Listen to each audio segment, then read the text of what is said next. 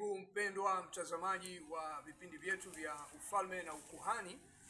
Tuendelee na kitabu cha Henoko. Tuko sehemu ya 28. Baada ya hayo nikaona siri za mbinguni na za paradiso, sawa na mgawanyo wake na matendo ya wanadamu kama yanavyopimwa katika mizani. Nikaona makao ya wateule na makao ya watakatifu, na macho yangu yakatua juu ya waovu waliomkataa Bwana wa utukufu, ambaye walimkataa na kumsukuma mbali. Walikuwa wamesimama, hakukuwa na adhabu yoyote iliyotolewa kutoka kwa Bwana wa roho.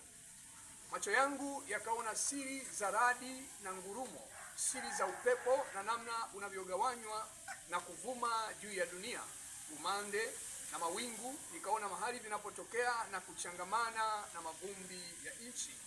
Nikaona kizuizi cha mbao ambacho kinautenganisha upepo na kinatenganisha vimbunga, kizuizi cha barafu na kizuizi cha mawingu, mawingu yenyewe ambayo yaliendelea juu ya dunia kabla ya kuumba ulimwengu.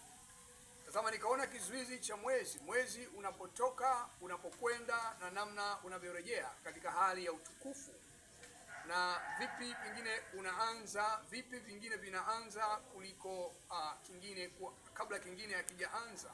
Nikaandika mzunguko wao na kutokuungana kwao na muendelezo usiokoma, utii wao wa sheria zilizowekwa kwa kiapo kutoka kwao mbele ya jua, na kupita katika njia zake zilizowekewa na Mungu sawa sawa na amri ya Bwana wa roho.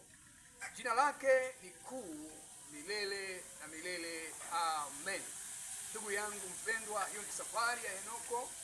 Uliosema kwamba tusome, kama hujaelewa unaweza kurejea kipindi kilichopita ili uweze kuelewa zaidi, lakini kukumbushe kwamba Yesu Kristo yu karibu kuja.